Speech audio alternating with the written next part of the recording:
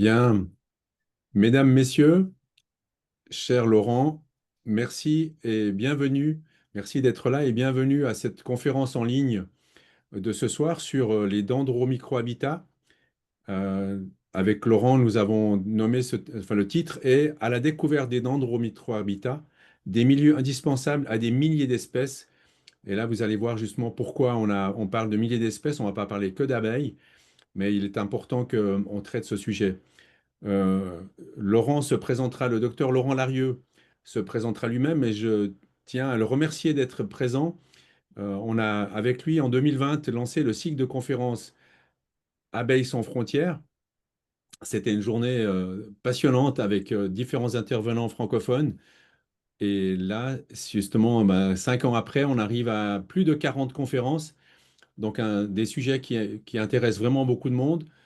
Et de même, cette conférence ce soir, eh bien, on est super content. Il y avait plus de 400 personnes qui se sont inscrites. Donc, signe d'un succès, d'un besoin aussi de traiter ce genre de thématique. Et on est heureux de pouvoir le faire, de pouvoir, et ensuite, bien sûr, proposer gratuitement cette conférence sur notre chaîne YouTube. Pendant la conférence de Laurent, j'aurai bien sûr le temps d'inscrire un lien pour que vous puissiez par la suite vous retrouver. Deux, trois petits mots sur Free the Bees. Je suis donc le président d'une association suisse, pardon, qui depuis 2013 est active en Suisse.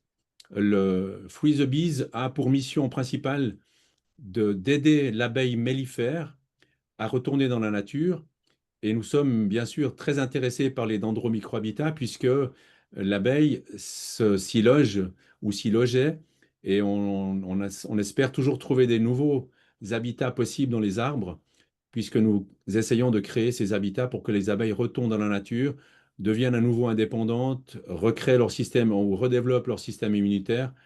Voilà, toute une thématique au sujet et toutes des actions qui sont faites sur ce sujet-là. Voilà. Je ne vais pas monopoliser le temps, justement, qui nous est très précieux.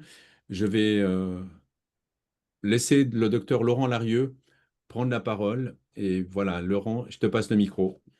Eh bien, merci André, bonsoir à tout le monde. Je suis donc Laurent Larieux, je suis à la fois, je me présente en deux mots, je suis à la fois conseiller forestier pour un établissement public en France qui s'appelle le CNPF, et puis en même temps chercheur, écologue forestier dans un laboratoire un laboratoire d'écologie du paysage de l'INRAE, de l'Institut de recherche INRAE, donc sur Toulouse, dans lequel je mène des travaux sur la conservation de la biodiversité dans les écosystèmes forestiers, que ce soit dans les écosystèmes forestiers gérés ou non gérés. Voilà, avec un focus sur ce qu'on appelle les dendromicrohabitats et sur c'est cet aspect-là que je vais plutôt développer ce soir. En essayant de vous faire un focus, vous allez voir que les dendromicrohabitats intéressent, ben, comme c'est marqué dans le titre, des milliers d'espèces qui vivent en forêt. Mais j'essaierai de vous faire un focus un peu spécial au milieu du diaporama à peu près sur, voilà, sur les espèces qui vous intéressent particulièrement. Je pense que ce sont les abeilles, à la fois les abeilles mellifères, mais et puis également l'ensemble des abeilles sauvages. Alors, je vais commencer, par tac, voilà, par, un peu d'histoire sur l'émergence du concept de ce qu'on appelle maintenant dendromicrohabitat. Parce que, évidemment que, les en tout cas certaines structures, qui sont, liées aux arbres et qui sont liées aux écosystèmes forestiers, qui sont favorables à, des espèces vivant en forêt, sont connus depuis longtemps et déjà dans les années 1900, les écologues forestiers mettaient en avant, l'importance des ce qu'on appelle les chandelles, c'est-à-dire les bois morts sur pied, pour les oiseaux, pour les mammifères et cetera. En Amérique du Nord, ils appelaient ça arbre à faune dans les années 80. Il y a eu, des publications synthétiques, menées par Speight déjà dans les années, 90 et puis après repris par, un ensemble de 3 chercheurs, pilotés par Stockland, qui du coup ont fait un focus sur, ce qu'on appelle les saproxyliques, c'est-à-dire les espèces qui, au sein de la forêt, se développent aux dépens du bois en décomposition.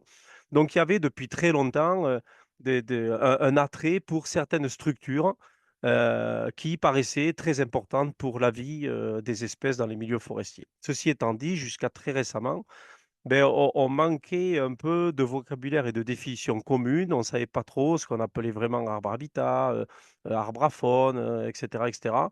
Et puis surtout, l'approche de ces structures était non structurée. C'est-à-dire, on avait, une liste, comme vous voyez sur l'arbre à droite là, on avait une liste de choses qui paraissaient intéressantes pour, certaines espèces. Mais il n'y avait pas une réflexion globale autour de, comment ceci voilà, se met en place et en tout cas, il y avait un manque de structure un petit peu de la réflexion. Alors il a fallu attendre, 2014 où on a décidé de rassembler, un petit groupe d'écologues forestiers au niveau européen, qui travaillaient plus spécifiquement, sur, ces structures morphologiques un peu particulières apportées par les arbres, pour se mettre d'accord au bout de 4 ans de travail sur à la fois une définition, à la fois, définir également une structure hiérarchique à ces listes, qui avaient été, et en complétant la liste des structures qui étaient déjà mises en évidence par les prédécesseurs et puis surtout à mettre des seuils de dimension pour essayer de standardiser un petit peu les inventaires de ce qu'on appelle maintenant les dendromicrohabitats. Alors je vais, commencer par définir, hein, en fait, c'est dans ce qu'on appelle dendromicrohabitat maintenant, c'est un néologisme, hein. Ce sont des singularités morphologiques qui sont portées, par certains arbres seulement et qui se définissent de la façon suivante. Un, il faut qu'ils soient bien délimités, hein, comme vous voyez sur cette diapo là, sur cette figure-là. Ils peuvent être portés par les arbres vivants ou par les arbres morts sur pied et dans tous les cas, ce sont des substrats, essentiels pour des espèces. Donc chaque fois qu'on rentre, dans la liste des enfin dans la typologie d'Andromicrohabitat, une structure morphologique particulière, il faut être sûr, pour l'appeler Dendromicrohabitat, qu'on ait en face une liste plus ou moins longue d'espèces dont on connaît l'intérêt ou l'affinité par rapport à ces structures particulières. Alors j'ai rajouté ici qu'il y a une partie, environ 60 de ce qu'on appelle les dendromicrohabitats, des types de dendromicrohabitats, qui comprennent du bois en décomposition, donc qui sont des substrats, des habitats saproxyliques. Et puis il y en a une série, 40 à peu près, qui sont dits épixyliques parce qu'ils sont portés par l'arbre, mais ils ne contiennent pas de bois en décomposition. Alors, certains de ces structures, hein, qu'on appelle maintenant donc dendromicrohabitats, sont étudiés depuis très longtemps, mais toujours à l'échelle du dendromicrohabitat et toujours en focalisant sur un type particulier de dendromicrohabitat. C'est le cas de ce qu'on appelle les dendrothelmes. Vous voyez, dans les années 70, il y avait un nommé Kitching et d'autres qui ont fait des travaux très complets sur ce qu'on appelle les dendrothelmes, c'est-à-dire des cavités portées par les arbres et qui se remplissent d'eau au moins temporairement dans l'année et qui portent des communautés très spécifiques. On va le voir un peu plus loin dans mon diaporama. Et donc ces dendrothelmes ont été très précisément, étudiés depuis maintenant les années 70. Il y a un autre dendromicrohabitat qui est un type de enfin, un groupe de dendromicrohabitat qui a été très étudié, ce sont les cavités de tronc, en particulier par des Nord-Américains, des chercheurs nord-américains qui s'intéressaient aux relations entre, les arbres et puis, tout un groupe d'oiseaux, hein, les pics qui creusaient, des loges pour nicher et puis tout un tas d'oiseaux, et d'autres oiseaux qui vont utiliser dans un deuxième temps les trous, creusés par les pics. Donc il y avait des travaux comme ça hyper, fondateurs, importants, très précis et cetera, mais qui focalisaient toujours sur un seul type de dendromicrohabitat et souvent qui étudiait ça à l'échelle du dendromicrohabitat. Alors le concept qu'on utilise maintenant dans dendromicrohabitat a plutôt émergé, autant il y avait pas mal de travaux, précis en Nord-Amérique, le concept qu'on utilise maintenant a plutôt émergé en Europe. Vous voyez ici en haut à gauche dans la diapo. En jaune ici, voilà, le plus c'est jaune, plus vous avez un nombre d'articles, qui avaient été, en 2022 publiés autour de ces dendromicrohabitats et vous voyez, plus c'est bleu, plus le nombre d'articles était faible. Donc vous voyez qu'il y avait une espèce de pôle comme ça, européen de l'Ouest, dans lequel, pas mal de chercheurs, quand je dis pas mal, c'était une poignée de chercheurs, travaillaient sur ces structures-là. Et puis en bas à droite, je vous ai mis un petit graphe qui reprend le nombre de publications, le nombre d'articles publiés. Comme ça, vous voyez que jusqu'à, 2008, ben, il y avait très, très peu de publications qui parlaient de ces structures et puis avec, le premier article un peu fondateur autour du concept, qui était des collègues allemands en 2008, ben, il y a eu un petit essor. Et puis, quand on a pondu la typologie de référence que je vous ai présentée la diapo précédente, eh ben là, il y a eu un essor parce que tout le monde parlait à peu près le même langage, etc. Donc, ça a permis d'augmenter sensiblement le nombre de publications sur ces dendromicrohabitats. Et puis, maintenant, ce qu'on constate, c'est que, beh, ces dernières années, beh, ça a essaimé dans pas mal d'autres contrées et particulièrement dans d'autres biomes parce que, les travaux se menaient, exclusivement dans les forêts tempérées jusqu'à assez récemment et maintenant on commence à avoir des travaux dans le boréal, à la fois le boréal nord-américain puis le boréal européen et puis à la fois dans le tropical. Alors c'est encore, préliminaire, mais on a déjà, 2 publications sur les dendromicrohabitants dans le contexte tropical. Et puis de plus en plus, on voit des gens qui gèrent des arbres hors forêt dans les paysages agricoles, dans les parcs urbains, les grimpeurs et lagueurs, etc., qui sont très intéressés par ces aspects de biodiversité liés à ces structures particulières. Et donc, on est de plus en plus sollicité pour développer des typologies adaptées à ce contexte d'arbres hors forêt et pour former également les gens à la reconnaissance et à la prise en compte des dendromicrohabitats dans un contexte en dehors du contexte forestier. Alors, j'en arrive à définir exactement ce qu'on appelle maintenant un dendromicrohabitat, en tout cas le concept de dendromicrohabitat. C'est dans un peuplement forestier un assemblage de ressources qui sont discrètes et temporaires. Donc, je vais revenir ces caractéristiques clés et qui sont fonctionnellement liées à d'autres ressources clés environnantes. C'est-à-dire, dans un peuplement forestier, non seulement on va trouver des arbres porteurs d'andromicrohabitats, mais on va trouver des arbres qui sont non porteurs d'andromicrohabitats. On va trouver des milieux rocheux, on va trouver des milieux aquatiques, on va trouver des bois morts, on va trouver des milieux ouverts riches en fleurs. Et il y a des interactions fonctionnelles très complexes entre ces dendromicrohabitats et toutes les autres composantes du peuplement forestier. Alors, je vous donne quelques exemples de ces relations un peu difficiles à démêler parfois. D'abord, les ressources qu'on appelle complémentaires, c'est-à-dire des ressources qui viennent compléter dans la niche écologique de certaines espèces qui viennent compléter les éléments essentiels à boucler le cycle entier de vie. Ben, on a, au moins 2 cas de figure dans ces ressources complémentaires. Ce qu'on appelle les espèces multi-habitats. Donc j'ai pris l'exemple ici de larves de coléoptères, par exemple, qui vivent dans des cavités à terreau, donc qui se développent et qui mangent du terreau, du bois en décomposition à l'intérieur des cavités et dont les adultes sont floricoles, c'est-à-dire demandent à un moment au stade d'adulte, demandent absolument à avoir soit du pollen, soit du nectar, enfin, ou soit les 2 pour pouvoir, pondre, se reproduire, maturer, enfin, en tout cas, à une période de leur cycle de vie, demandent absolument ces ressources qui sont complètement différentes des ressources qui sont nécessaires au développement des larves.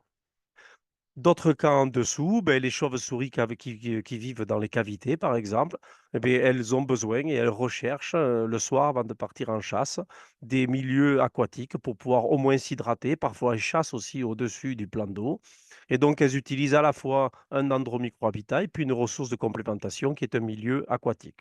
Et puis, vous connaissez évidemment les hyménoptères cavicoles, les abeilles, par exemple, hein, qui vivent et qui construisent le nid et qui vivent dans une cavité, mais qui ont besoin de trouver des ressources florifères dans un périmètre relativement proche.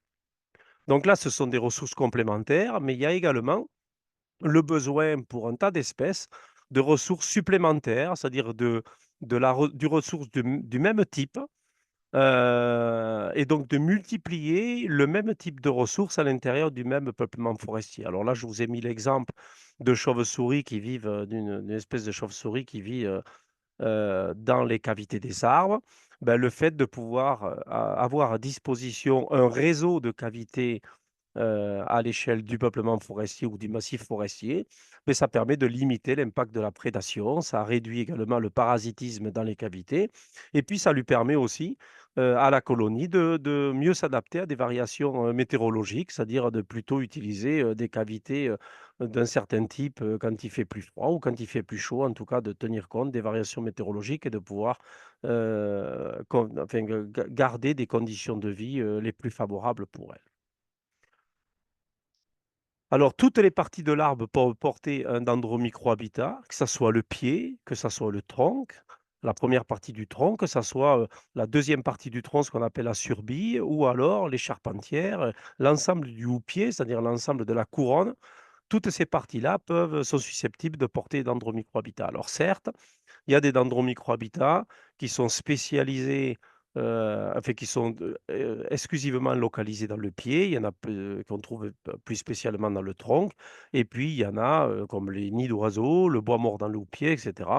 Les balais de sorcières, je vous montrerai ça un petit peu en photo un peu plus tard, que l'on trouve exclusivement dans le houppier. Voilà.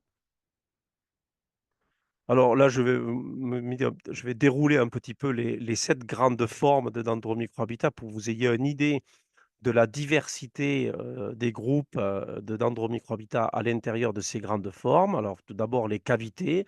On peut avoir bon, un grand groupe de cavités, c'est ce qu'on appelle les loges de pics, c'est-à-dire les trous qui sont creusés par les pics pour nidifier.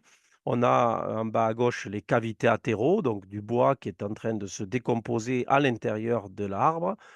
Et puis tout un groupe qu'on a rassemblé sous le terme de concavité, parce que l'orifice en haut à droite là est plus large que le volume intérieur de la cavité. Et on retrouve ici, vous voyez, une lame d'eau caractéristique de ce qu'on appelle un dendrothelme. Et puis vous avez aussi tout ce qui est galerie d'insectes, hein, dont on verra l'utilité pour un certain nombre de groupes taxonomiques. La deuxième grande forme, c'est ce qu'on appelle les blessures et bois apparents.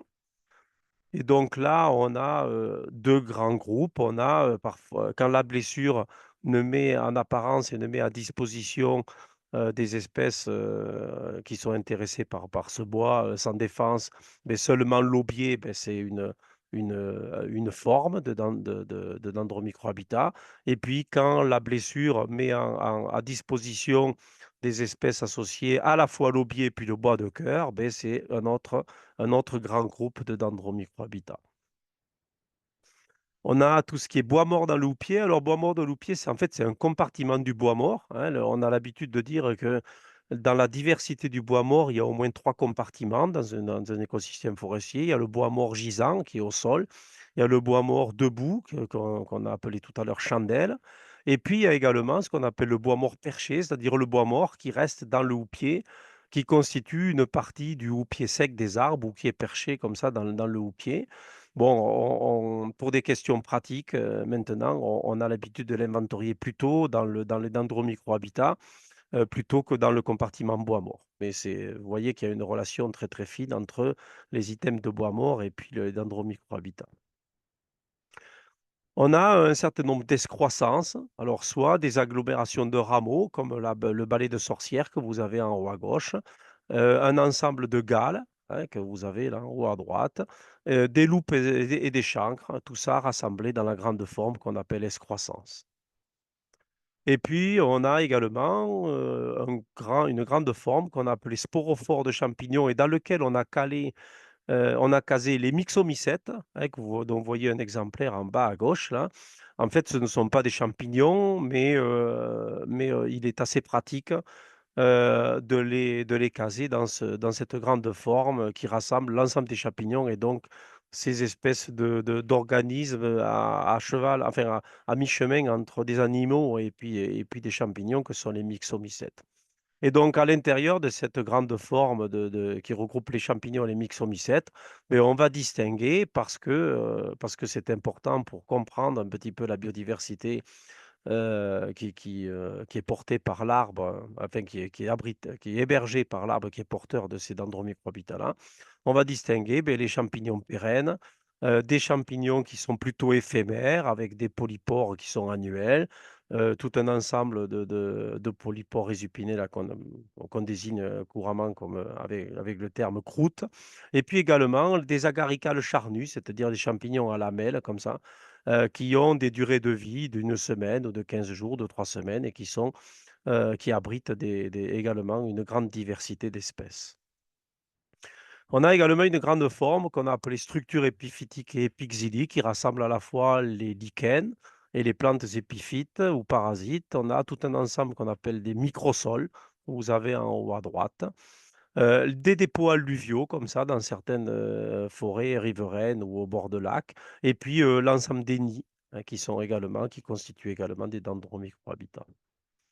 Et puis pour finir, ben, la grande forme des exudats qui va rassembler à la fois des coulées de sève, hein, dont vous voyez un exemple en haut à gauche, et puis toutes les coulées de résine qui paraissent être des habitats abiotiques, hein, mais donc sans vie, puisque l'exudation de résine produite entre autres par les conifères a pour but d'essayer d'engluer des potentiels agresseurs, bioagresseurs. Mais on verra que c'est réellement un dendromicrohabitat parce qu'on connaît une petite série d'espèces qui sont inféodées à ce dendromicrohabitat.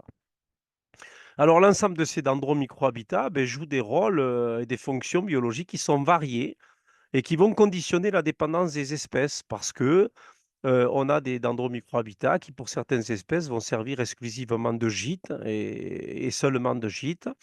Mais on a des dendromicrohabitats qui vont servir de site d'alimentation, de site de reproduction et puis pour certaines espèces, qui vont permettre aux espèces de boucler l'ensemble de leur cycle de vie.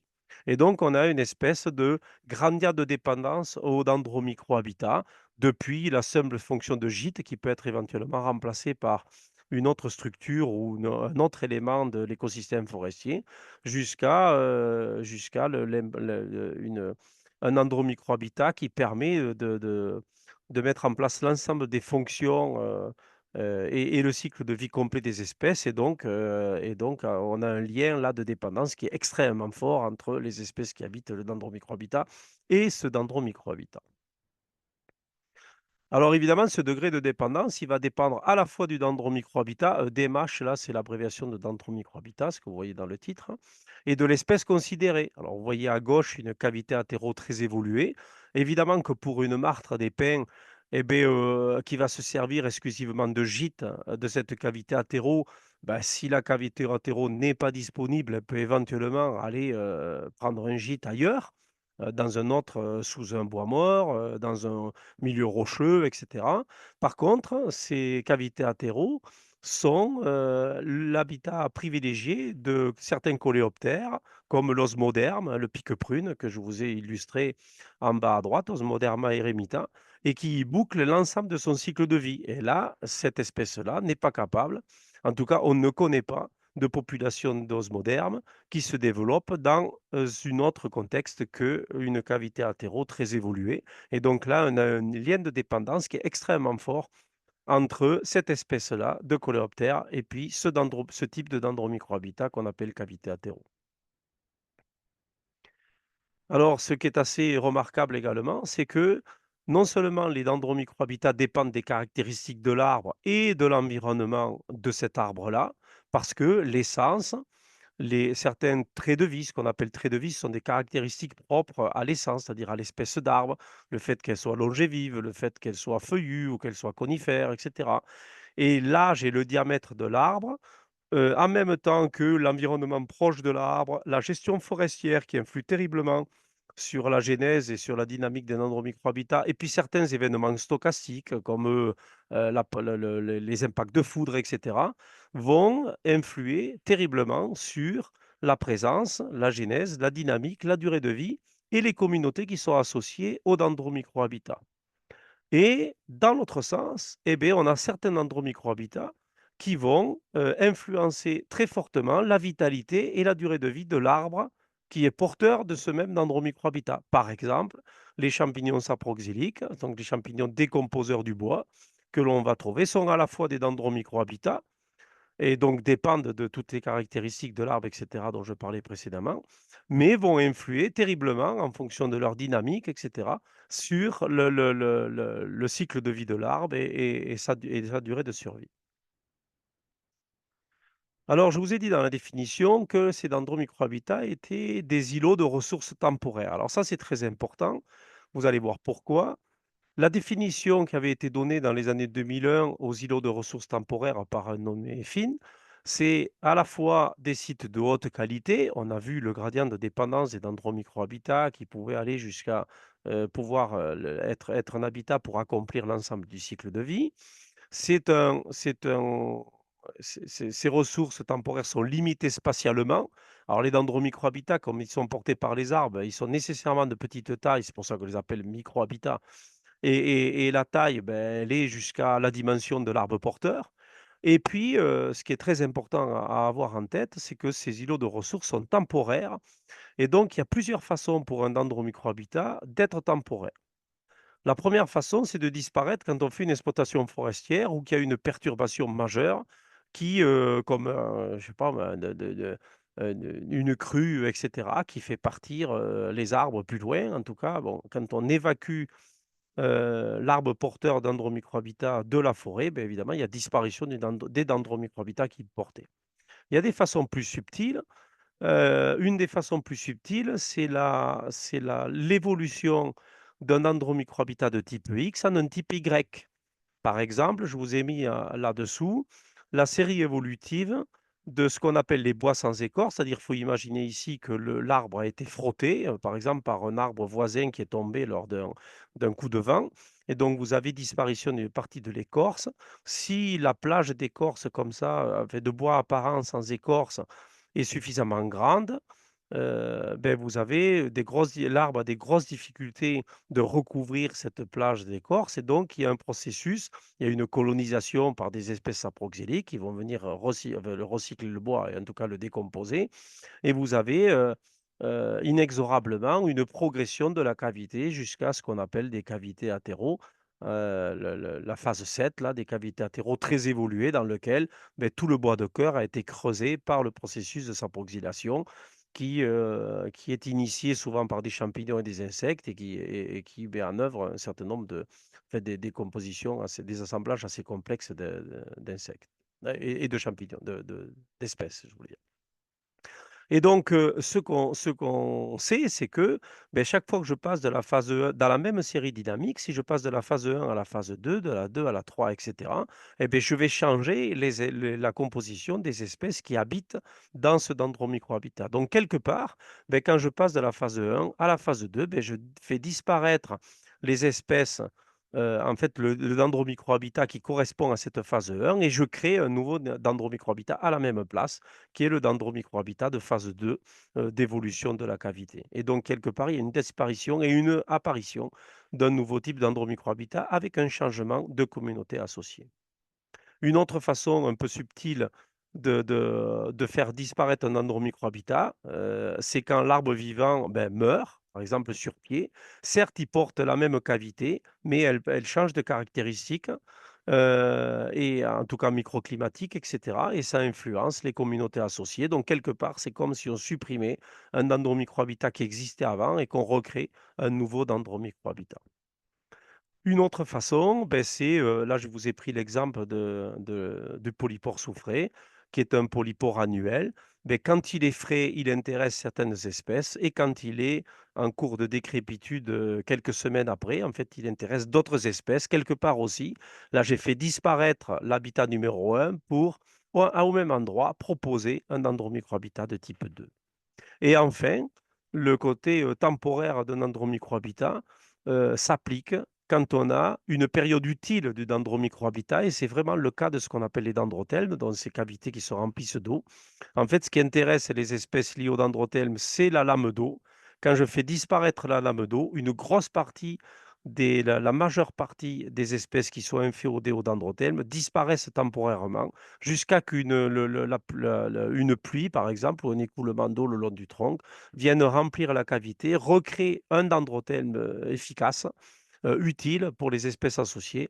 Et donc, quelque part, ben, c'est un dendromicrohabitat qui disparaît, qui réapparaît au même endroit, mais qui marche un petit peu en clignotant. Alors, on va survoler un petit peu la biodiversité associée à ces dendromicrohabitats. Alors, j'avais mis dans le titre que les dendromicrohabitats hébergeaient plusieurs milliers d'espèces. Alors, je suis bien incapable, et on est bien incapable de vous donner le nombre d'espèces qui est vraiment lié aux dendromicrohabitats, parce qu'on est encore en cours de prospection sur des groupes taxonomiques qui sont méconnus jusqu'alors. Mais on est sûr que c'est plusieurs milliers parce que, on a mené, ces dernières années, au moins ces 2 études donc, que je vous mets en exemple ici. Une étude qui a, regardé, une seule espèce de polypore pérenne. Alors vous vous souvenez tout à l'heure, il y a les polypores pérennes, c'est juste, un groupe de polypores à l'intérieur de la grande forme des champignons. Et donc dans le groupe des polypores pérennes, on a sélectionné une seule espèce parmi peut-être une centaine de polypores pérennes dans les forêts européennes, Fomes fomentarius, l'amadouvier, et on a collecté ça en forêt, puis on l'a mis en émergence dans des conditions contrôlées. Et on a sorti de cette seule espèce de Fomes plantarius un peu plus de 600 espèces d'arthropodes à l'échelle de l'Europe. Si j'ajoute les quasiment 400 espèces de coléoptères qui ont été mis en évidence par des collègues, Guix et Brustel dans les années 2010 et qui se sont intéressés simplement aux cavités attéraux, sur chêne, ben, on est déjà à 1000 espèces et si je multiplie, ce genre d'expérience et que je prends en compte l'ensemble des types de dendromicrohabitats, il y en a 52 types qui sont actuellement dans la typologie, eh beh, on va largement dépasser, plusieurs milliers d'espèces, mais je les répète, sans possibilité de vous donner un chiffre précis à l'heure actuelle. Alors, non seulement il y a une grosse, richesse spécifique, une grande diversité d'espèces, mais en plus, elle couvre une très large gamme de groupes taxonomiques. Vous pouvez voir sur ce petit graphique, on a essayé de représenter, les coléoptères par, ce scarabée, les vers par, cette espèce de ver, les plantes, les myriapodes, les champignons et cetera. Et vous pouvez observer qu'il y a une grande diversité, depuis les vertébrés, donc les chauves-souris, les oiseaux et cetera, jusqu'aux mollusques, jusqu'aux nématodes, hein, comme vous voyez ici. Donc il y a une grande gamme de groupes taxonomiques. Alors certes, vous constatez également qu'il y a certains dendromicrohabitats qui semblent assez restreints en termes de groupes taxonomiques et puis certains qui ont l'air assez chargés. En effet, il y a des fois une variété de groupes taxonomiques, de groupes d'espèces, qui est beaucoup plus importante dans certains types de dendromicrohabitats que dans d'autres. Alors, je vais vous l'illustrer là. Alors, je vous parle depuis tout à l'heure de dendrothelme. Alors, je le reprends ici parce que c'est assez caractéristique. En fait, les dendrothelmes, en Europe, on connaît assez peu d'espèces qui sont inféodées à ce milieu qui est très, très spécial. On connaît deux espèces de mousses qui vivent plutôt dans les parties humides sur les bords de la lame d'eau. On connaît des champignons du groupe des Iphomycètes, quelques flagellés, des rotifères, des nématodes, des petits vers microscopiques, des microcrustacés. Et ce qui est le mieux connu, c'est le groupe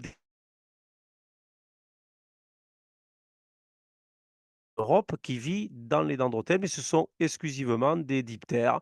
Il y a juste un coléoptère dont je vous ai mis le petit nom latin là et qui se développe également dans les dendrothèmes. Donc une diversité qui est assez faible avec pas des centaines d'espèces.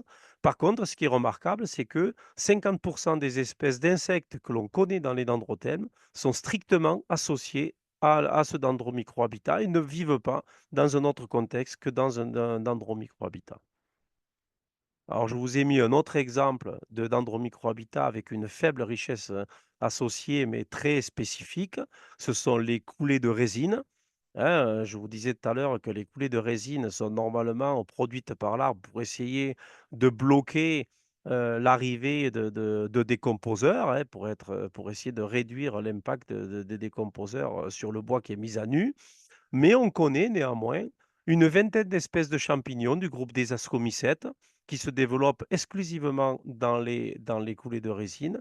On connaît également un myxomycète, ça c'est une découverte assez récente. Et puis on connaît des diptères hein, 4 espèces de diptères du groupe de la famille des Cécidomyes, dont les larves, vont se développer dans les gouttelettes de résine, dans les coulées de résine et l'ensemble de ces espèces sont strictement liées aux coulées de résine. Alors d'un autre côté, eh ben voilà, j'ai pris l'exemple ici d'une loge de pique, abandonnée depuis une dizaine d'années avec, le développement à l'intérieur une décomposition un peu différentielle en fonction des parois, du fond de la cavité et cetera et si on s'amusait, à regarder très en détail à l'intérieur de ce dendromicrohabitat que l'on considère comme un dendromicrohabitat, si on regardait les populations alors là je vous ai mis l'exemple des taupins, hein, la famille des coléoptères élathéridés, les taupins. Donc, avec les différents taupins et puis leur proie principale, ben, on pourrait faire 4 communautés qui ne se mélangent de cette ancienne loge de pique qui a évolué à des vitesses différentes avec du bois plus ou moins décomposé. Voilà. Donc, on voit ici une grande diversité taxonomique et puis surtout des communautés qui sont assez séparées. Et donc, si on voulait être extrêmement fin dans l'observation, ben, il faudrait aller faire du micro-dendromicrohabitat à l'intérieur du dendromicrohabitat qu'on appelle loge de pique. Alors, maintenant, je dézoome un petit peu et je passe à l'échelle du peuplement forestier, c'est-à-dire d'un ensemble d'arbres à l'échelle de plusieurs hectares.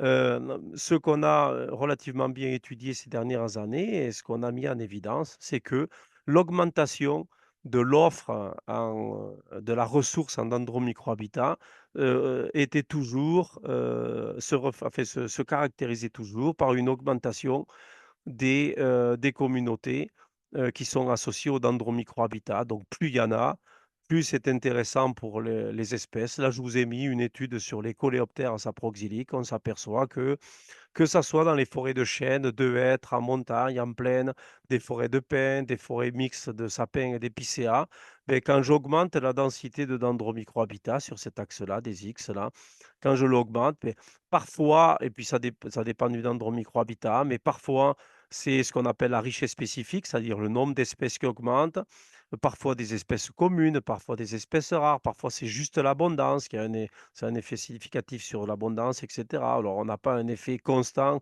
sur l'ensemble des métriques de biodiversité que l'on mesure, mais globalement, plus on augmente la densité et plus on a une augmentation du potentiel d'accueil qui se traduit par des modifications positives des communautés qui sont associées au dendromicrohabitat. Alors évidemment, en écologie forestière, si ça marchait simplement, ça serait génial, mais ça marche toujours, un peu de façon un peu complexe. Là, dans cette étude-là, on a bien d'évidence, par exemple, que le fait d'augmenter le nombre d'arbres porteurs de champignons saproxyliques, pour les coléoptères saproxyliques, eh beh, c'était primordial et c'était le facteur clé et 1 pour expliquer, la présence d'espèces rares ou l'augmentation du nombre d'espèces rares de coléoptères saproxyliques dans les hêtraies, alors que dans le même temps dans les chênaies, et beh, cette augmentation de la densité d'arbres porteurs de champignons, beh, ça a expliqué les variations qu'au 5e rang, après la diversité des bois morts, après d'autres facteurs qui étaient plus importants encore que le nombre de champignons portés par les arbres à l'échelle du peuplement. Alors, ce qu'on a mis également en évidence, c'est que, pour avoir une offre, en dendromicrohabitat une densité d'endromicrohabitat qui a un effet réel sur les communautés des espèces associées, eh beh, parfois, il suffit d'avoir un seul arbre à cavité, par exemple, dans les pinèdes de plaine, pour qu'on ait quasiment un doublement du nombre d'espèces de coléoptères saproxyliques dans les peuplements forestiers. Et pour avoir le même effet, beh, dans les traits de montagne, eh beh, il faut plus de 20 arbres à cavité à l'hectare. Donc on voit qu'il y a des espèces d'effets de seuil qui font que, ben, quand on veut avoir un effet sur les communautés associées, parfois un petit effort du gestionnaire suffit pour avoir cet effet-là et parfois il faut un effort beaucoup plus le même effet sur la diversité des espèces associées. Alors, quand je vous disais en préambule, dans le concept d'andromicrohabitat, qu'il y avait des interactions hyper assez compliquées entre les différents éléments, et je vais vous citer les milieux ouverts et l'importance des ressources de complémentation, ben, on a montré dans cette publication en 2014 avec des collègues que quand on augmentait la densité d'arbres à cavité à l'hectare, hein, c'est l'axe horizontal, et vous voyez la densité qui varie de 0 arbre porteur de cavité jusqu'à 30 environ ici. Et en fait, on avait un effet positif sur l'augmentation du nombre d'espèces de coléoptères saproxyliques, exclusivement quand on avait une certaine ouverture du milieu qui permettait d'avoir ces ressources de complémentation qui sont indispensables à l'âge adulte pour les espèces de coléoptères dont les larves se développent dans le terreau des cavités. Voilà. Donc on voit bien le rôle clé des ressources de complémentation à l'échelle du peuplement et les interactions assez difficiles à démêler qu'on a entre non seulement les arbres qui sont porteurs d'andromicrohabitat, qui constituent une ressource en tant que telle, mais également toutes les autres composantes du peuplement forestier. Alors justement, quels sont les arbres qui sont porteurs d'un andromicrohabitat? Alors, toutes les essences ne sont pas égales vis-à-vis des dendromicrohabitats. Alors, je ne vais pas rentrer dans le détail de cet affichage-là de modèles. En fait, ce qu'on a fait avec un collègue modélisateur, c'est qu'on a modélisé ce qu'on appelle les lois d'apparition des dendromicrohabitats en fonction de l'accroissement en diamètre de l'arbre et puis également en fonction des différentes essences. Là, vous avez les sapins, les érables, les aulnes, les bouleaux, etc., etc. Et donc, pour un ensemble des environ 11 groupes de dendromicrohabitats, beh, on a maintenant à disponibilité ces lois d'apparition. Donc, on a modélisé les processus d'apparition des dendromicrohabitats sur les arbres. Je ne rentre pas dans les détails, mais vous voyez que les courbes ont des formes très différentes, avec des fois une augmentation assez forte de la probabilité d'observer ce type de dendromicrohabitat qui sont qui sont très, très faibles. En tout cas, maintenant, on sait que l'espèce d'arbre, joue terriblement sur la faculté de l'arbre à porter un andromicrohabitat plus ou moins rapidement. Alors, une des grandes règles, c'est que les feuillus portent beaucoup plus rapidement à plus faible diamètre et portent, beaucoup plus, d'endromicrohabitat que les conifères. Là, je vous ai mis la comparaison entre le pourcentage d'arbres porteurs dans les hêtraies sapinières entre le hêtre et le sapin pectiné, et vous voyez que même dans des diamètres très importants, et beh, alors que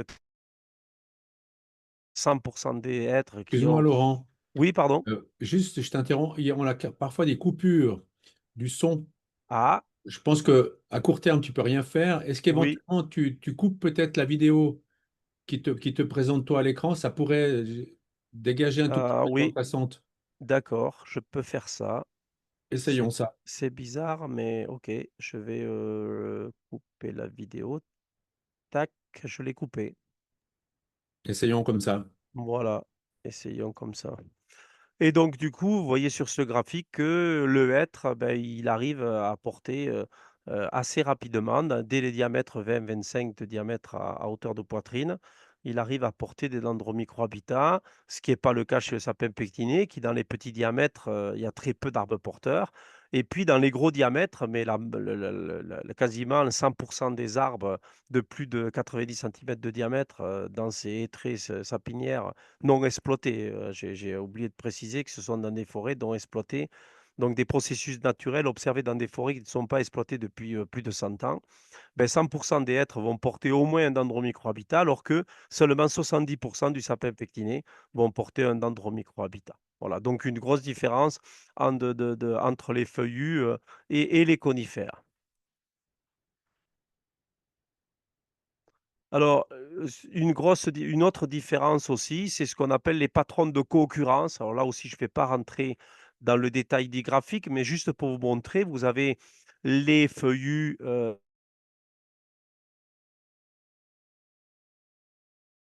conifères en bas, Ce qu'on appelle co-occurrence, pardon, c'est le fait de trouver sur le même arbre plusieurs types de dendromicrohabitats différents. Et donc, on a regardé quelle était la probabilité d'avoir des types de dendromicrohabitats qui sont très souvent ou très peu souvent ou jamais en même temps sur les mêmes arbres.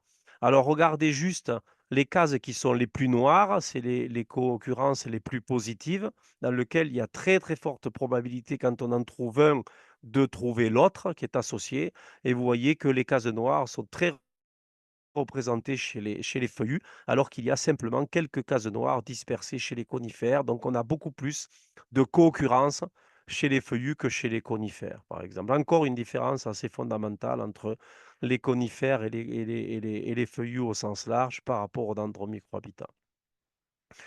Alors, je vous ai dit tout à l'heure qu'il y avait des différences quand on augmentait le diamètre dans les lois d'apparition des dendromicrohabitats. On s'est fendu également de modéliser à quel moment de la croissance les arbres contractaient leur premier dendromicrohabitat. Donc, vous voyez ici également que les courbes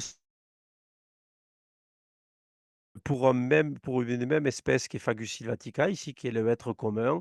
Et donc, suivant le dendromicrohabitat, beh, le hêtre, il va plutôt mettre en place certains dendromicrohabitats quand il va augmenter de diamètre entre 30 et 40 centimètres de diamètre, par exemple. Et puis, certains dendromicrohabitats, il va plutôt les mettre en place quand il va aller de 80 à 90 centimètres. Bon, ça, maintenant, c'est modélisé. Ça nous permet de mieux comprendre un petit peu ce qui se passe. En tout cas, retenez que chaque dendromicrohabitat porté par une espèce donnée, a aussi sa propre dynamique, ce qui ne simplifie pas, je suis d'accord, les choses.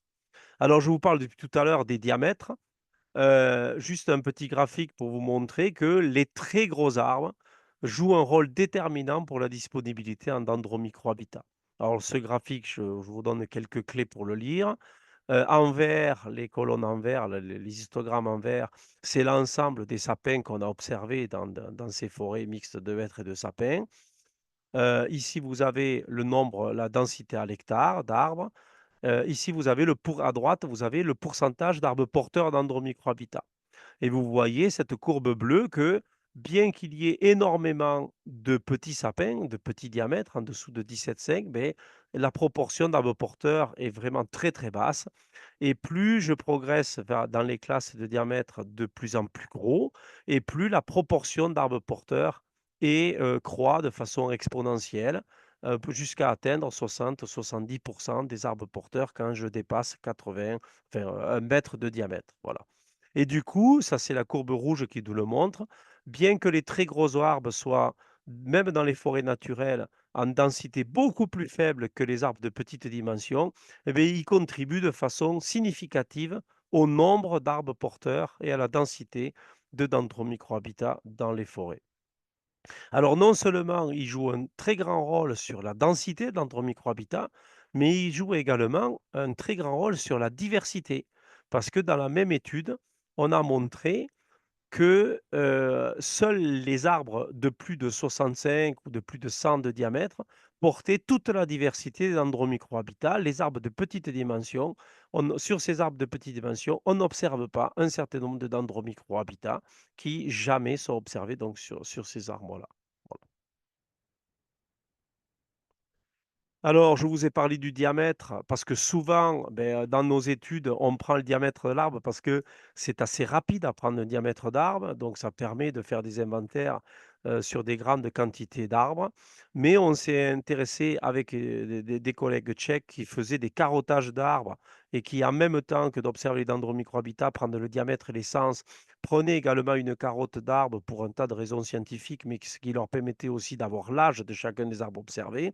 Et on s'aperçoit que le diamètre a un effet beaucoup plus prégnant sur le fait de porter un dendromicrohabitat que l'âge. Hein, vous voyez la courbe ici que je suis en train de montrer, que ce soit pour le hêtre à droite, là, les panels B, a une forme beaucoup plus croissante que les formes liées à l'âge. Ici, vous avez l'âge et puis en ordonnée, ici en vertical, vous avez la richesse en dendromicrohabitat. Mais on s'est aperçu qu'il y avait quelques dendromicrohabitats qui étaient plutôt liés à l'âge qu'au diamètre. Et donc, l'idéal dans un peuplement forestier, pour avoir une de bonne offre en dendromicrohabitat, c'est d'avoir des très gros arbres très vieux ou un ensemble de très gros arbres et de très vieux arbres. Alors, je vous ai dit en préambule que les dendromicrohabitats, c'était des structures qui étaient portées par les arbres morts autant que par les arbres vivants. Ben, on a observé que, en fait, les arbres morts sur pied sont assez complémentaires aux arbres vivants pour le profil de dendromicrohabitat, c'est-à-dire pour à la fois la densité et pour la densité et pour la diversité dendromicrohabitat. Parce que, par exemple, dans les forêts dominées par les conifères, eh beh, les champignons lignivores et les fentes sont principalement portés par les arbres morts sur pied parce qu'ils sont assez rares, sur les arbres vivants, par exemple. Donc il y a une bonne complémentarité entre ce qu'on appelle les chandelles, les arbres morts sur pied et puis les arbres vivants.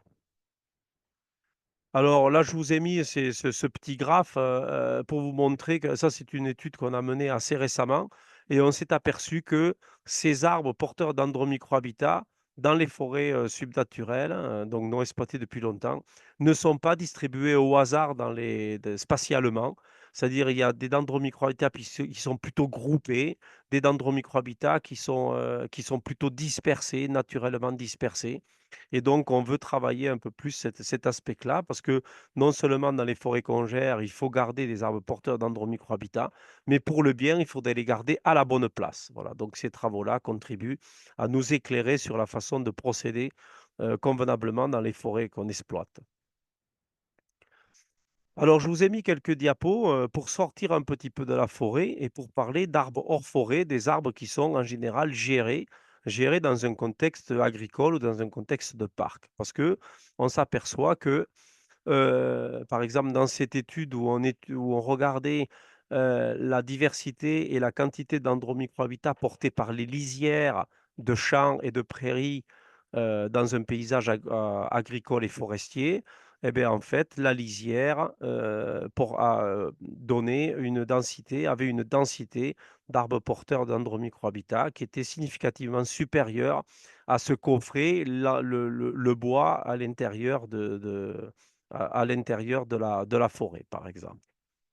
Et on a aussi défini les types de dendromicrohabitats qui étaient liés à la gestion de ces arbres de bordure et c'était essentiellement des bois sans écorce, donc des blessures, des fentes et des coulées de sève, voilà, qui étaient significativement plus abondantes en lisière qu'à l'intérieur. On a également fait un travail qu'on n'a pas encore publié avec une collègue du laboratoire sur, des frênes qui sont, gérés en bordure de cours d'eau et en bordure de prairies dans les paysages montagnards de la chaîne des Pyrénées et on s'aperçoit, qu'il y a certains dendromicrohabitats, qui vont être plutôt favorisés par la gestion de ces arbres-là, quand on fait de l'émondage, quand on fait des coupes de branches, quand on recèpe, et cetera. On crée un certain nombre de dendromicrohabitats et en même temps, on supprime un certain nombre de dendromicrohabitats qui s'étaient, naturellement développés sur ces arbres-là. Voilà voilà exactement, j'ai mis cette diapo-là pour montrer que dans ce contexte-là, d'arbres qui sont souvent émondés ou recépés, en bordure de prés ou de champs, on a mis au point un protocole qui permettait maintenant de différencier les dendromicrohabitats qui sont portés par la souche proprement dite, des dendromicrohabitats qui sont portés par le brin. Parce que du fait de la gestion, on a, des assemblages de dendromicrohabitats qui vont être différents en fonction de ces 2 parties des mêmes arbres. Alors, je vous l'avais promis, quelques diapos sur les dendromicrohabitats et les abeilles. Alors, contrairement aux idées reçues, la forêt, c'est un habitat qui est assez prisé par les abeilles. Alors, dans abeilles, là, évidemment, je mets à la fois l'abeille mellifère, mais également l'ensemble des abeilles sauvages. En France, on a à peu près 1 millier d'espèces d'abeilles sauvages, hein, donc ça représente une forte biodiversité. En fait, l'écosystème forestier, non seulement c'est une source de nombreuses ressources florales, qui est en plus structurée verticalement parce qu'il y a des ressources florales qui sont données par les herbacées, par les arbustes et également par certains arbres. C'est aussi, un potentiel de ressources non florales, hein, le miella, la résine, un certain nombre de matériaux qui sont cruciales, ces ressources pour certaines familles d'abeilles sauvages. Et puis, ce sont des sites de nidification.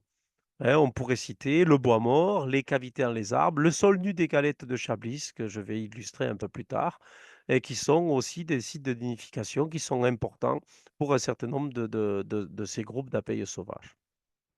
Et bien que du coup, parce qu'on sait que les abeilles sauvages, elles sont globalement ce qu'on appelle héliophiles, c'est-à-dire et thermophiles, c'est-à-dire elles recherchent plutôt des milieux qui sont ensoleillés et qui sont plutôt plus chauds. Et donc, on connaît la liaison assez forte entre les abeilles sauvages et puis les lisières forestières, parce que justement, les lisières sont plus éclairées et sont en général plus chauds que l'intérieur. Ben, néanmoins, le peuplement forestier, ben, il constitue un refuge qui est climatiquement tamponné, donc qui limite les variations microclimatiques. C'est aussi une protection dans un milieu, agricole vis-à-vis des pesticides qui sont utilisés dans la zone agricole.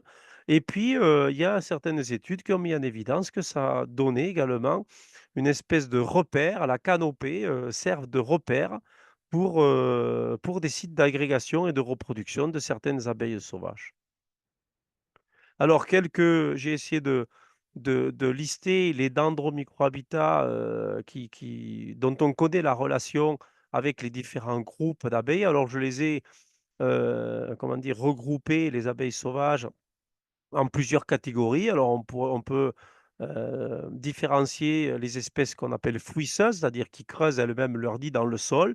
Je vous ai mis à chaque coup à gauche, je ne rentre pas dans les détails, mais je vous ai mis, les familles qui sont plutôt concernées, par ce groupe des espèces, fouisseuses.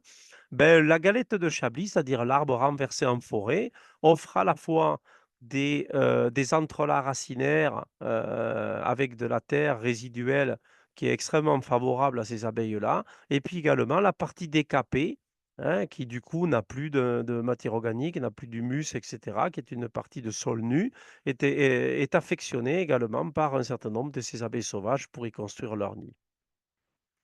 Un autre groupe sont les espèces foreuses qui vont creuser leur nid dans de bois, dans l'écorce ou dans les tiges pleines. Ben là, vous avez, un certain nombre d'endromicrohabitats qui pourvoient en bois mort, comme eux, les branches mortes, le bois sans écorce, les arrachements de charpentières, les résidus de charpentières brisées, les troncs qui se sont, explosés comme ça dû à un coup de vent et cetera. Sont des micro-habitats particulièrement intéressants pour ce groupe des espèces foreuses. Les espèces qu'on peut appeler locataires, c'est-à-dire qui vont nicher dans des galeries ou déjà existantes, le plus souvent dans du bois mort, mais aussi des tiges creuses de maté de des végétaux et des cavités qui sont, qui et j'ai rajouté les cavités anthropiques parce qu'un certain nombre de ces espèces-là vont aussi utiliser, les murs, les toits et cetera. Ben, il y a au moins 2 dendromicrohabitats qui les intéressent. Il y a les Gales et puis il y a surtout ce dendromicrohabitat qu'on galeries et puis des trous de sortie des adultes et qui sont des espaces particulièrement, intéressants pour ces espèces, du groupe des «locataires» entre guillemets. Les espèces bâtisseuses maintenant, celles qui vont construire un nid à l'air libre, à l'aide de divers matériaux et cetera, qui également, vont soit dans des cavités d'arbres, mais sont bien capables et sont souvent dans des cavités plutôt anthropiques, hein, les bords de toit, les soupentes et cetera. Ben là, on retrouve, tout le groupe des cavités, hein, dans les arbres, que ce soit des cavités de nutrition de pic comme ceci ou les cavités attéraux dont j'ai parlé tout à l'heure, les loges de pic et également les systèmes d'écorce décollée comme ça, qui sont également utilisés par ces espèces-là. Alors un dendromicrohabitat assez particulier que sont les coulées de résine que j'ai détaillé un peu tout à l'heure, ben, en fait, est une ressource importante pour la nidification de certaines abeilles. Hein, non seulement pour les andrènes et les mégachils, hein, mais également, pour les Apis mellifera puisque c'est utilisé c'est transformé, enfin, c'est utilisé pour fabriquer la propolis et donc cette résine, ben, elle a un rôle, un peu clé pour l'imperméabilisation, des nids, la régulation de l'humidité. C'est un matériau de construction qui est antiseptique et très intéressant pour ces abeilles-là. Et puis également, il y a une publication qui montre que c'est utilisé également pour du camouflage olfactif. Alors, quelques outils maintenant pour découvrir, identifier et recenser les dendros microhabitats. Maintenant que j'ai fait un peu le tour à la fois du concept et puis des principales caractéristiques de ces dendromicrohabitats. Ben, on a essayé ces dernières années non seulement de faire changer la vision du gestionnaire d'arbres ou des gestionnaires forestiers vis-à-vis de ces défauts dans les arbres, hein, parce qu'il est indéniable qu'une grosse cavité contenant du terreau, beh, pour quelqu'un qui veut commercialiser, le tronc d'un arbre, beh, c'est plutôt un défaut puisque le bois est de faible valeur économique et puis pour les gens qui gèrent, des arbres en ville, des arbres de parc et cetera, beh, c'est un risque pour la sécurité. Bon, on essaye, de produire, de la connaissance et puis de produire des documents de vulgarisation pour que, certes, c'est un défaut et c'est un risque, mais c'est surtout un arbre, qui a une forte valeur écologique, ouais, donc de changer un petit peu la vision du gestionnaire. Alors pour ça, beh, on a, mis à disposition un certain de les connaissances par le biais de documents de vulgarisation divers et variés. Alors là, je vous ai mis, de gauche à droite, eh beh, un guide de terrain du Dendromicrohabitat que je vais un peu détailler un peu plus loin dans le diaporama. Donc on a une typologie pour les forêts, tempérées méditerranéennes. Il existe la même typologie pour les forêts boréales nord-américaines et puis de Scandinavie et d'Europe. Et puis on a produit également en 2021 une synthèse scientifique de ce qu'on connaissait à l'époque sur les dendromicrohabitats avec un certain nombre de recommandations pour les gestionnaires forestiers.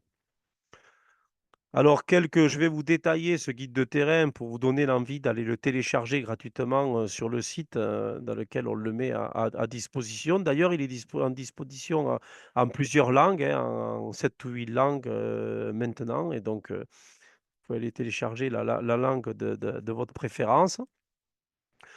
Dans ce guide, ben, non seulement on donne on fait le enfin, on donne, des caractéristiques sur l'ensemble des 7 formes, des 17 groupes actuellement et des 52 types de dendromicrohabitat. Alors ça se situe comme ça, il y a 2 pages par dendromicrohabitat.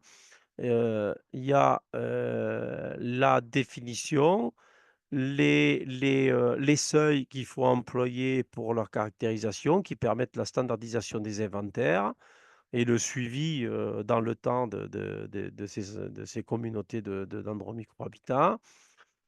Hem, on a également mis quelques éléments figurés pour avoir une idée de la fréquence du dendromicrohabitat, à la fois dans les forêts subnaturelles, donc non exploitées depuis plus de 100 ans et puis dans les forêts exploitées. On a mis quelques indications sur la vitesse de remplacement de ce dendromicrohabitat lorsque le dendromicrohabitat disparaît.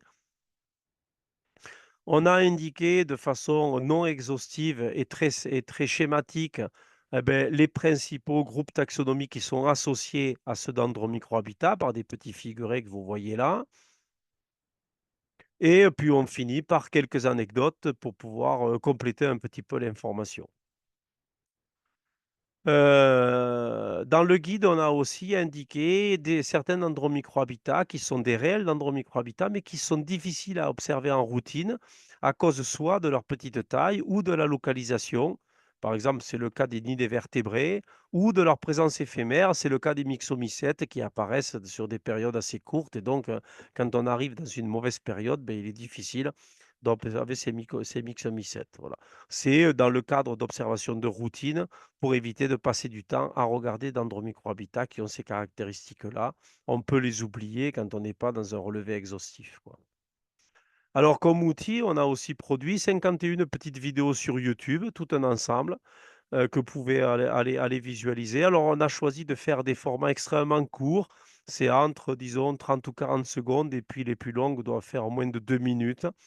Et donc ça permet, de débroussailler un petit peu dans un premier temps, ou alors d'aller vérifier, entre 2 dendromicrohabitats, sur lesquels on a des incertitudes sur le terrain, d'aller voir les principales caractéristiques, différentielles entre les différents dendromicrohabitats. Donc ces vidéos sont disponibles sur YouTube. Et puis, on a mis en place également, avec des collègues suisses, une plateforme interactive. Alors, j'ai mis pour les jours de pluie parce que ça permet d'aller se promener en forêt, d'observer dendromicrohabitat et d'avoir un tas de renseignements sur ce qu'on observe grâce à des photosphères, à des photos 360 degrés, qui se permettent de se promener, et de déambuler dans un grand nombre de peuplements divers et variés en Europe et d'observer donc les dendromicrohabitats tout en restant au chaud devant son ordinateur. J'en ai fini. Merci pour votre attention. Alors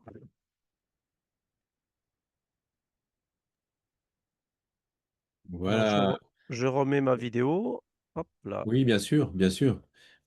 Alors, je vais peut-être couper maintenant le partage, à moins que peut-être... Ouais, non, je vais le Alors laisser. On ne c'est sait jamais s'il y a des questions qui sont importantes et pour lesquelles cela nécessite que tu montres une page du diaporama. Voilà. Merci ouais. beaucoup, Laurent, docteur Larieux, pour cette conférence importante, complète et complexe aussi, mais très complète. Merci aussi et surtout pour la dernière partie qui permet à tout un chacun de télécharger un document fort important et dont tu as donné la lecture et la possibilité de lire, de télécharger gratuitement. Les vidéos sont aussi très très importantes. On reçoit ou tu reçois plein de likes, de félicitations pour la Mmh. conférence. Donc Eh voilà, beh, ça merci c'est dit. beaucoup. Mmh. Parfait. Euh, je vais reprendre les questions. Il est possible Mmh. que dans l'exposé que tu as donné, certaines ont été en partie ou complètement répondues, mais je préfère les reprendre. Mmh. Voici donc la première. Comment peut-on nommer une cavité qui apparaît sous le système racinaire suite à la disparition d'un talus ou région de fossé? Alors, dans la définition de la typologie actuelle, le groupe d'experts en 2018 s'était mis d'accord pour caractériser, enfin dans la définition, préciser que les dendromicrohabitats étaient des structures qui étaient portées par les arbres morts debout ou vivants.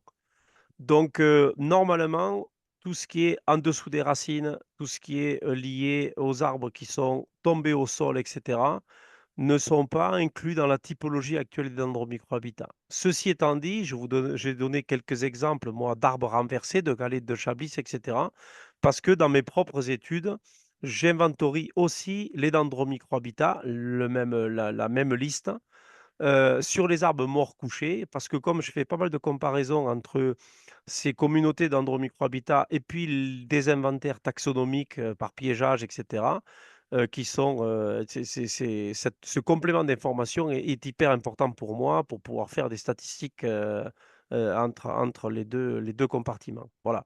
Alors, quand on a un arbre renversé comme ça, le long d'un talus et que ça met à nu le talus, heu, tant qu'on est dans le domaine du système racinaire de l'arbre qui s'est renversé, beh, ça fait partie de cet ensemble de 3 dendromicrohabitats qui sont liés aux galettes de Chablis.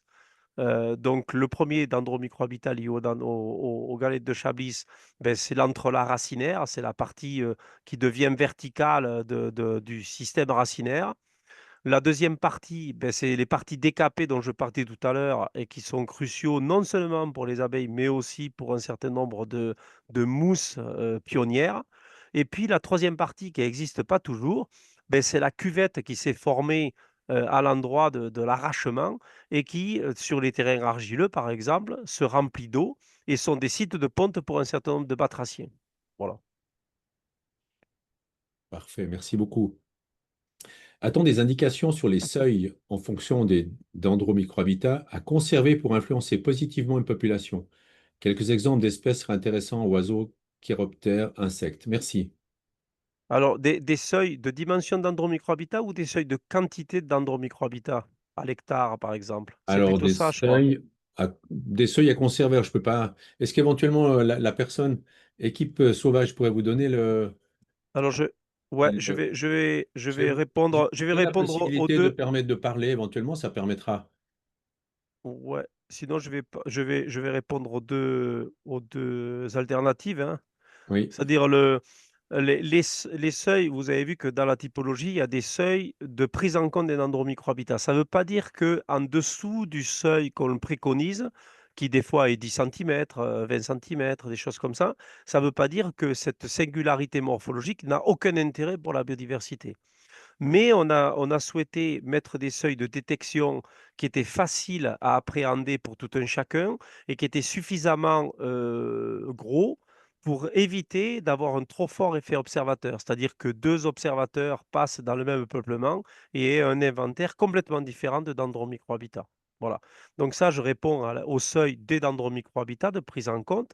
Mais si c'est le seuil de densité, alors moi perso, je recherche des effets de seuil. C'est-à-dire quand on fait des études enfin, où on mêle à la fois des inventaires de groupes taxonomiques dans les mêmes peuplements dans lesquels on fait un inventaire de dendromicrohabitats, on essaye de voir si on a des sautes brutales et significatives, par exemple, de richesse spécifique. C'est ce que je montrais tout à l'heure avec l'exemple des cavités sur le hêtre, dans les hêtraies et puis dans l'épinette, où à partir d'un arbre à cavité à l'hectare dans l'épinette de plaine, on double le nombre de coléoptères saproxyliques et il faut 21 dans les hêtraies de montagne pour avoir le même doublement.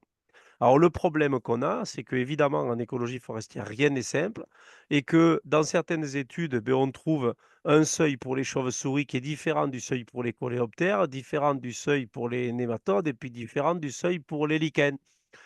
Ceci étant dit, quand on compile toutes les études et toutes les velléités de trouver des seuils depuis le début, ce qu'on préconise à l'heure actuelle, c'est à peu près une dizaine d'arbres porteurs de dendromicrohabitat à l'hectare pour essayer de conserver la biodiversité liée aux dendromicrohabitats. Mais ce qui est très important, c'est que ces 10 arbres porteurs dendromicrohabitat à l'hectare doivent porter de la diversité de dendromicrohabitat. Évidemment, si on garde 20 arbres à l'hectare, mais qui portent tous le même dendromicrohabitat, ben, les espèces qui sont inféodées à ces dendromicrohabitats vont être privilégiées et vont trouver vraiment une offre, un habitat qui soit extrêmement convenable, mais on va oublier toutes les espèces qui ne sont pas liées à ces dendromicrohabitats parce qu'ils sont liés à d'autres types de dendromicrohabitats. Donc, en résumé, je dirais 10 arbres porteurs dendromicrohabitats et qui représentent le maximum de formes différentes de dendromicrohabitats. Bon, bien, merci beaucoup. Une autre question. Certaines pratiques sylvicoles sont-elles bénéfiques pour favoriser un effet sur la biodiversité? Et deuxième partie de la question, les espaces forestiers laissés en libre évolution sont-ils les plus riches ou pas forcément? Ils sont forcément les plus riches. Ils sont forcément les plus riches de façon un peu complexe, c'est-à-dire souvent la quantité de dendromicrohabitat est bien supérieure que dans les forêts gérées. Je dis souvent parce que parfois la gestion va augmenter très sensiblement le nombre de certains dendromicrohabitats. Les 2 dendromicrohabitats qui sont plutôt favorisés par la gestion, ce sont les blessures qui font des bois sans écorce, les blessures de débardage, par exemple, quand on débarde des arbres avec des tracteurs et qu'on racle l'écorce des arbres qui sont en bordure du chemin de débardage, beh, on crée artificiellement, mais on crée un grand nombre de dendromicrohabitats qu'on appelle bois sans écorce. Et le deuxième dendromicrohabitat qui est favorisé par la gestion, et en particulier dans les feuillus, ce sont les dendrothelmes donc que j'ai détaillé tout à l'heure. Parce que quand on fait des coupes dans des hêtres et qu'on fait des coupes un peu à l'horizontale, le processus de décomposition du hêtre fait que j'ai une espèce de récipient qui va assez rapidement pouvoir stocker de l'eau et donc fabriquer un dendrothelme. Mais en même temps qu'augmenter sensiblement ces 2 dendromicrohabitats, beh, la gestion forestière en général réduit, en général et toujours réduit toujours la diversité dendromicrohabitats. Il y a certains dendromicrohabitats, par exemple les champignons, lignivores qui sont portés par les arbres vivants, en fait, comme ils déprécient le bois, beh, en général, ils sont en fait dans 99 des cas, ils sont supprimés des peuplements forestiers gérés et donc on perd ce type de dendromicrohabitat. Et un autre effet induit par la gestion qui est un peu plus subtil, c'est que du fait que ça favorise certains dendromicrohabitats, que ça en fait disparaître certains et que ça en réduit drastiquement la quantité d'autres, en fait, on change complètement la proportion relative de chacun des dendromicrohabitats. Et donc, je reprends l'exemple des cavités et des dendrothelmes. Dans une hêtraie sapinière non gérée depuis 500 ans, eh beh, on a globalement une quarantaine ou une cinquantaine d'arbres porteurs de cavités attéraux Et puis on a autour de 1 en moyenne dendrothelmes à l'hectare, quand c'est dominé par le sapin. Et dans les forêts exploitées qui sont dans le même secteur, eh bien, on a des fois 50 dendrothelmes à l'hectare et on a 0,0 quelque chose cavité à terreau à l'hectare. Donc non seulement on réduit la diversité, mais en plus on change totalement la proportion relative de chacun et on pense que ça joue terriblement sur les espèces qui sont liées, qui ont l'habitude, enfin je dis ça comme ça entre guillemets, qui ont coévolué avec une certaine offre en quantité relative de dendromicrohabitat. Je m'explique, les diptères qui vivent, les culicides, enfin les moustiques, etc., ou les syrphidés qui vivent dans les dendrothelmes, ben, ont l'habitude enfin, sont adaptés à un dendromicrohabitat qui est tout à fait temporaire et qui est à faible densité dans les peuplements forestiers. Et donc, ils ont des capacités de dispersion qui leur permet, quand l'habitat disparaît, parce que c'est sec, d'aller chercher un autre dendrothelme à des distances qui sont assez importantes, certainement. Alors que certaines cavités athéro, enfin on connaît, il y a eu pas mal d'études sur des cavités très évolutives athéro, sur l'osmoderme, sur le topin violacé, etc., qui ont montré que ces espèces-là, comme ils sont dans des cavités athéro très évoluées, qui ont des persistances qui sont de plusieurs dizaines ou de centaines d'années, mais en fait ont des capacités de dispersion qui sont très faibles et donc ne sont pas capables de passer d'un peuplement dans lequel il y a 40 cavités athéro à l'hectare et de s'habituer à des peuplements dans lesquels il y en a 0,5. Parce que ça leur demande d'avoir des capacités de dispersion pour aller chercher très loin la même ressource en cas de disparition de la première ressource. Donc même ce changement de proportion relative, on pense que ça a un impact négatif assez fort sur les communautés associées aux dendromicrohabitats. Parfait, merci. Question, peut-on résumer DMH égale vieux arbre égale singularité? Alors, le DMH égale singularité, mais je dirais singularité morphologique qui abrite des espèces. C'est ça la définition des dendromicrohabitats.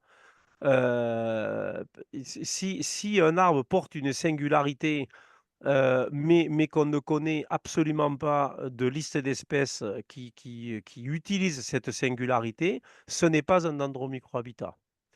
Dendromicrohabitat et biodiversité, c'est sûr, parce que non seulement les dendromicrohabitats sont des ressources pour des milliers d'espèces, mais un grand nombre de ces espèces-là ne sont pas capables d'utiliser d'autres ressources parce qu'il n'y a pas de ressources de substitution à certaines ressources fournies par les dendromicrohabitats.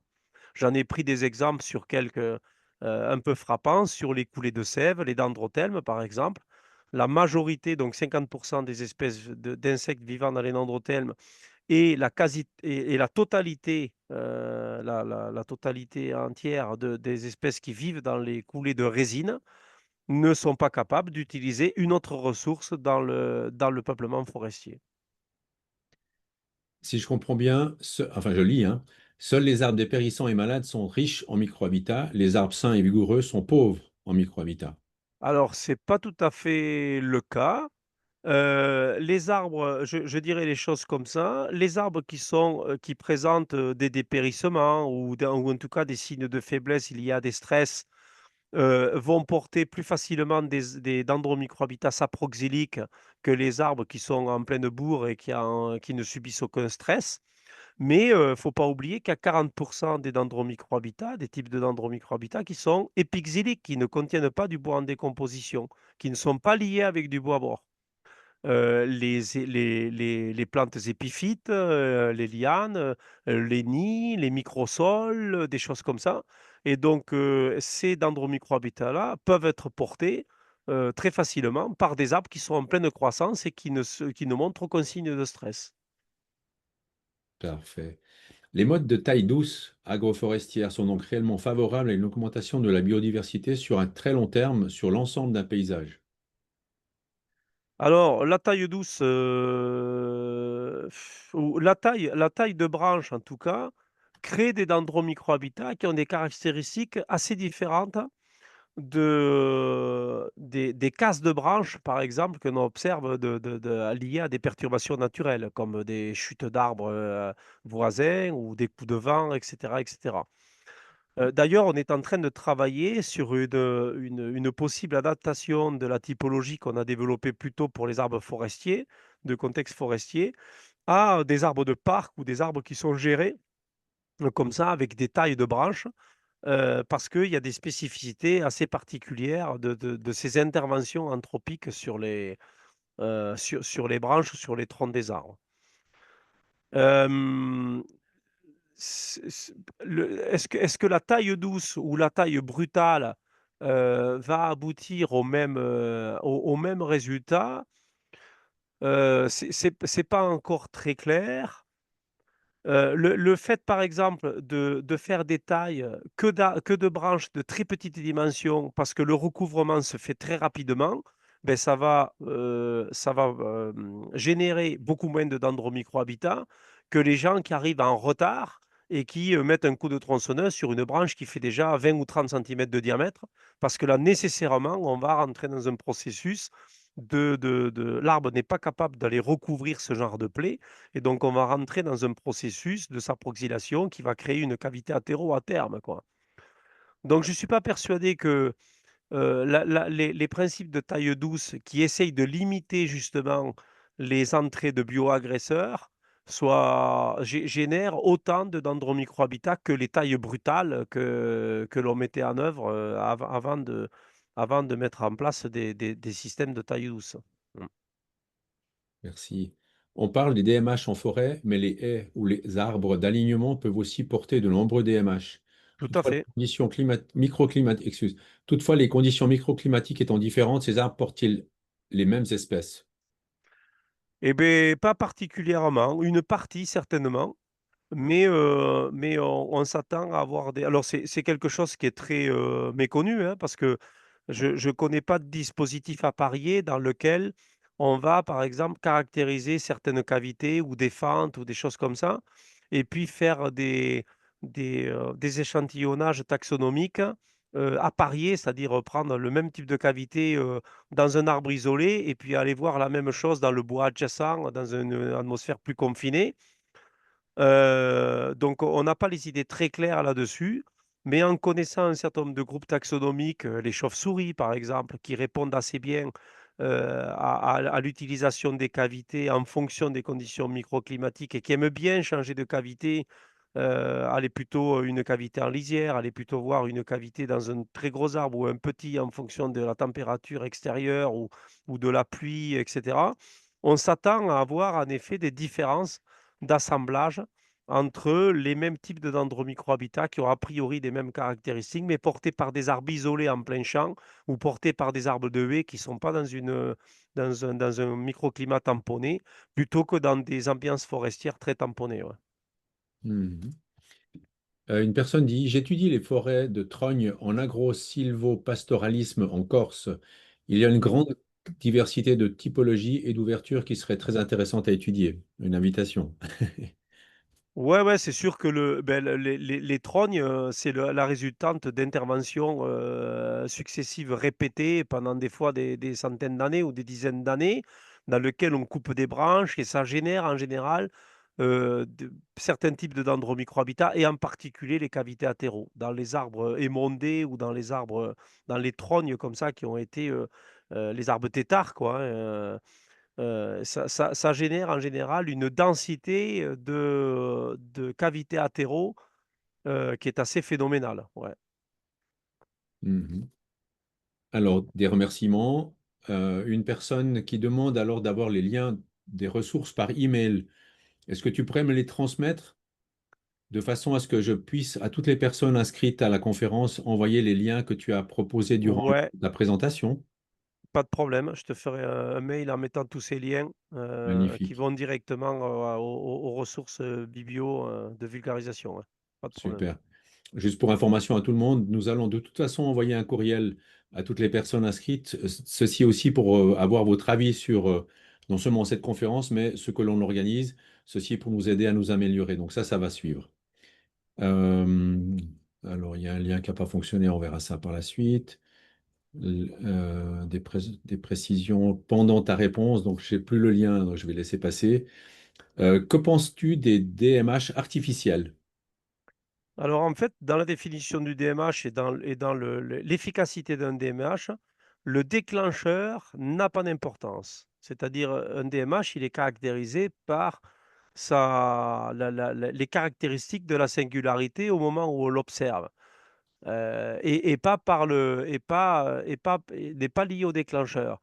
Par exemple, un bois sans écorce qui est créé par un débardeur qui traîne sa charge derrière et qui arrache l'écorce d'un arbre adjacent, enfin, qui est sur le bord du chemin de débardage, il crée absolument le même type de dendromicrohabitat qu'une tempête de vent qui fait tomber l'arbre d'à côté et qui va venir racler au même endroit l'écorce et supprimer l'écorce de l'arbre.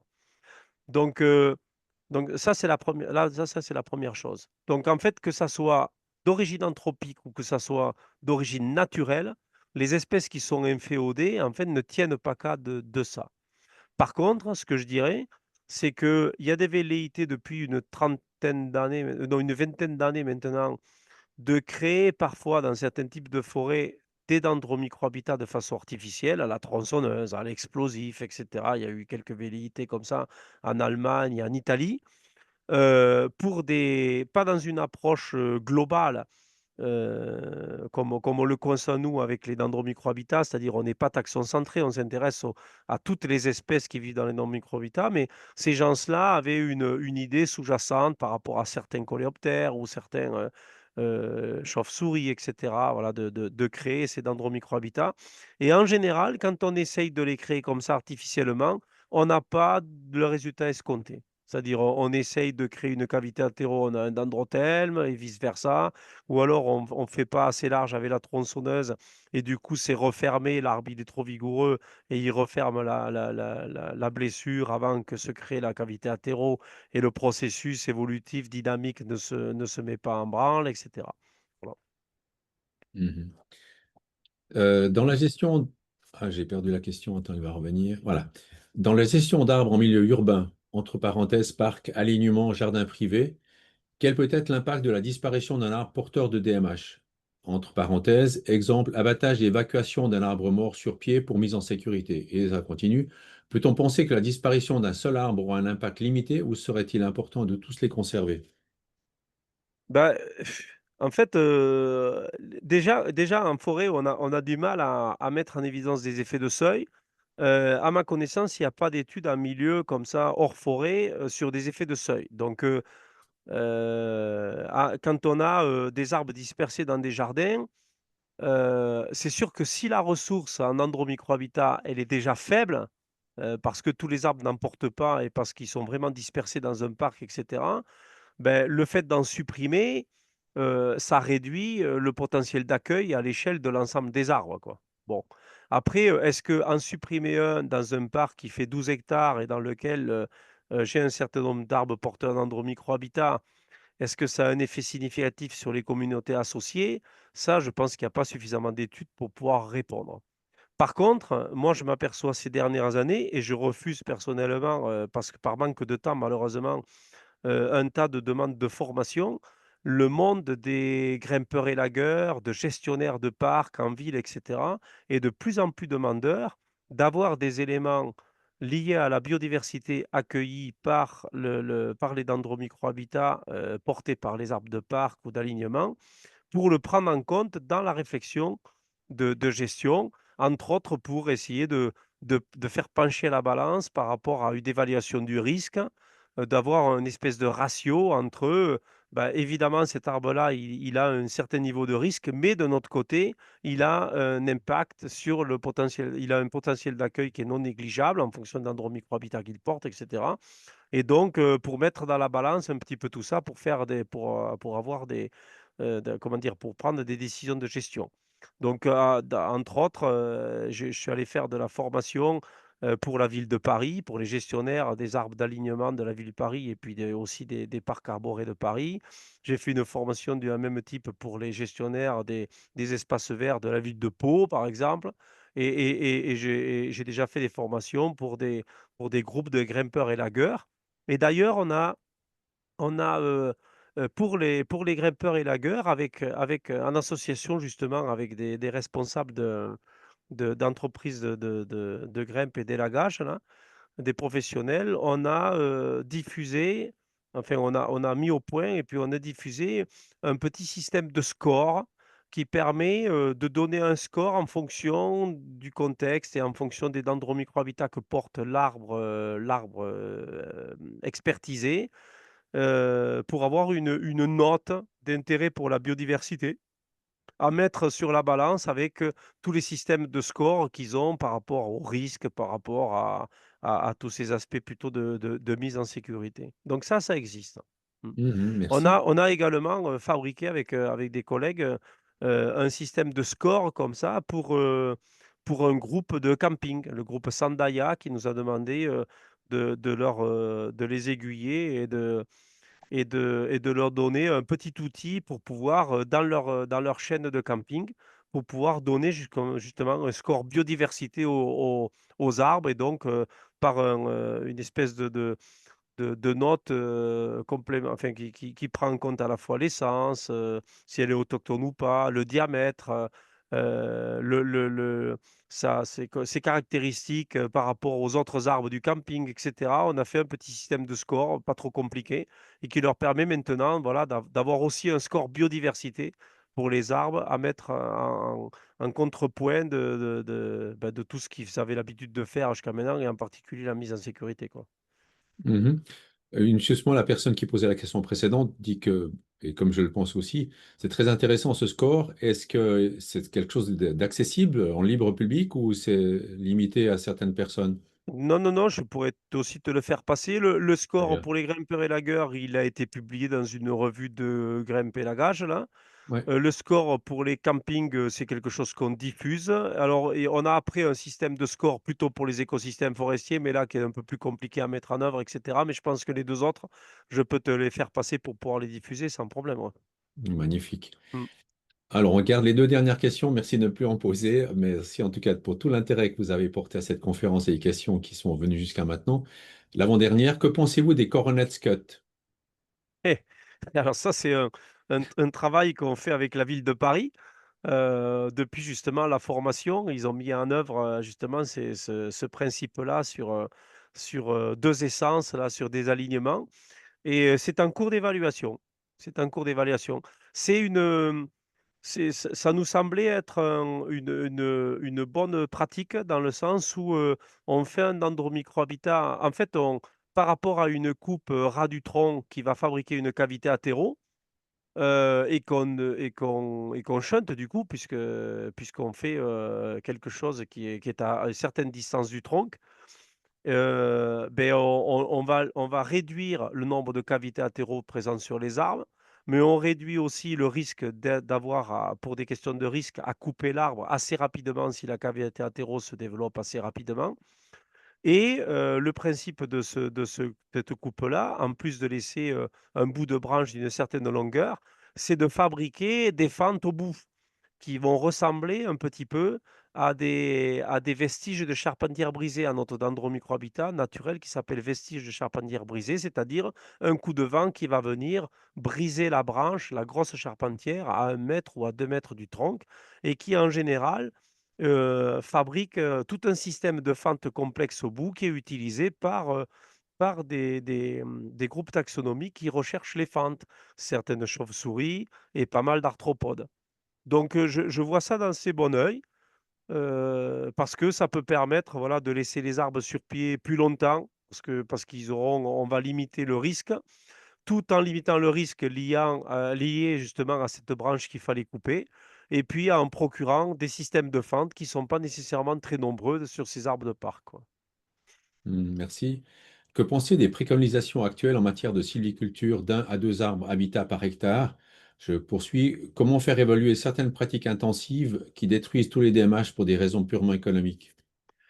Eh beh, ce que je alors déjà, première partie de la question, ben c'est pas suffisant. 1 à 2 à l'hectare, c'est pas suffisant pour un tas de raisons. La première, c'est qu'on est bien loin des 10 qu'on préconise et on a quand même plein de faisceaux d'effet de seuil, etc., de résultats scientifiques qui nous dit que voilà, à 10, on commence à y voir, à avoir un effet beaucoup plus positif. Et puis, j'ai bien insisté sur le fait que la diversité d'endromicrohabitats était très importante, tout simplement parce que chaque fois qu'on différencie 2 formes, 2 groupes et puis même 2 types de dendromicrohabitats, on a de façon sous-jacente non seulement des arguments morphologiques entre différents types de cavités, mais on a surtout des arguments taxonomiques. C'est-à-dire, on sait que quand quand on différencie 2 types de dendromicrohabitats à travers le même groupe des cavités, par exemple, c'est parce qu'on connaît des espèces qui vont vivre soit dans l'un, soit dans l'autre, et donc on a des assemblages qui sont différenciés. Et moi, je ne vois pas bien, avec 2 arbres à l'hectare, comment on va représenter la diversité des dendromicrohabitats.